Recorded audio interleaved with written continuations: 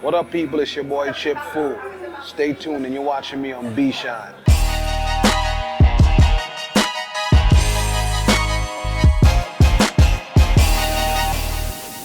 I think it was the movement actually that was happening. You could tell that there was a change in music around that time in the early 90s from listening to Rakim and everything. And then when the early 90s began, a lot of MCs started stepping up their game as far as being lyricists. So when I was listening, I said to myself, what I would like to do is actually, enter the game and make the same type of change that Rakim kind of did, whereas just bring lyrics to the forefront in a brand new style. So I saw Rakim at, Kings Plaza Mall in Brooklyn, and I was in there with the same other two members, but we weren't thinking about doing a group at that particular time. And we saw Rakim buying a pair of sneakers, and I was like, wow, a person that I looked up to was just like 4 doors down from me. And I was like, just actually seeing him there, I was saying to myself, at some point in my life, I want to be able to affect people the way in which he did. Oh wow, I joined every contest that they had in New York City. They had contests at the building, they had contests at SOBs, they had contests at wetlands. There was a particular contest where Jamal Ski was actually hosting the contest. It was a hip hop and a reggae contest. And people would come in and sign their names on the papers who wanted to do hip hop, and people would sign their name on the reggae. So I figured I'd, prove a point that night, and what I did was sign my name on both pieces of paper. I said, I'm gonna do the reggae contest and I'm gonna do the hip hop contest. And I won both every night that they had it.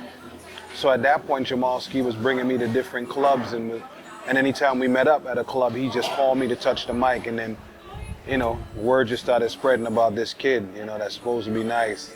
When I do what I do, it has to be crafted right. And I think that what I'm looking for is the response. Because anybody could say a rhyme. You understand what I'm saying? But I know when a person listens to a particular MC and they hear a detailed rhyme, that rhyme would stick with them. Or they'll always say that that person is very detailed or descriptive when it comes to lyrics. I'm from a West Indian family, so it was kind of crazy in the beginning. They were just like, we came to this country in order for you guys to, have a good life or whatever, but music wasn't first for them. It was more so about college and, getting, the education first. So when they started seeing things happen, and I was touring in the videos and Arsenio and David Letterman and all this other stuff, then, their view on things changed, you know what I mean? So a lot of people believe that MCs from the early 90s can't really do it, I should say. But anytime I'm in a cypher, those MCs get roasted. And just on a confidence level, it's not about me saying, yeah, I'm that MC or whatever. But real talk, a lot of MCs, when they see me in a cypher, the first thing they would say is like, yo, who's this dude, or that's dude from that group. And then when it start, and I'm the last man standing for one. And another thing is me introducing another side of myself, which is more so the reggae side. I never really did that on the Fu-Schnickens album. So nowadays when people hear hip hop records and the reggae records and they find out that it was me, it's crazy. Quick story, I dropped a record on the Collie Buddz rhythm and it took off. And it took off in a crazy way, but no one knew who it was. And everybody started searching to find out who's this guy that did this Love Me Sensi record. And when they found out it was me, everybody just lost it. Like, I didn't even know that he can do that. So, what I did was I helped people to understand you can't just give up on the person that basically came out doing music. Because it's not like if they have to reteach themselves, they know everything, they know their craft. All they have to do is just understand where everything is at this particular moment and create for that time. I took a hiatus at one particular time, and what I did is I went back to school. And got my degree as a physical therapist assistant. And while I was doing physical therapy, there was a guy that was suffering from MS. And they used to always bring him downstairs to do therapy with me. Young guy, like around 19 years old at the time.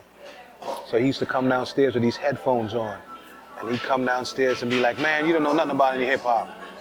I'm like, you'd be surprised, young man. And then one day, it's the weirdest thing, we was there, and I had him walking in the parallel bars. And he's shaking his head and he's vibrating to this record. I'm like, dude, what are you listening to? He's like, my favorite MC. I said, so who's your favorite MC? I sat him down in a wheelchair, and he says, here. And I put the headphones on, and I heard a Fu-Schnickens record.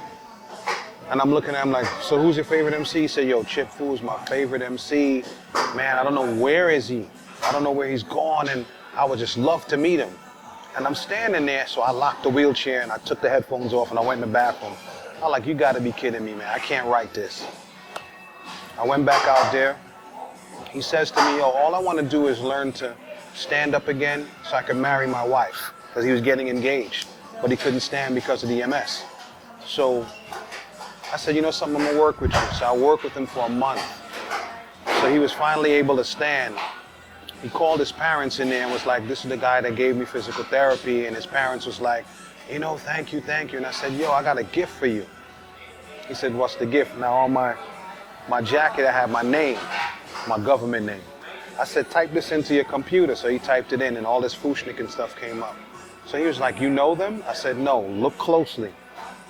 And he was like, nah, this can't be. And I was like, yeah, dude. I was like, yo, your favorite MC actually performed therapy on you. So he cried tears or whatever. And we kept in touch after that. But in the end, he became an ordained minister. At the end of it all, he became an ordained minister and said, listen, anytime you want to get married, let me know. But for me to be able to do music and it affected him that way, for him to be in Cobble Hill Medical Center doing physical therapy, and he was actually my patient, it just let me know something, that the type of music that I'm doing is right, and it touches people totally different, you know what I mean? We were in Canada, and we were staying at this hotel, and there was 2 hotels that were close together, so you could actually stand in between the hotels, touch here and touch there. So I remember we were going into the hotel, and these girls were like, you know, can we go to the hotel too?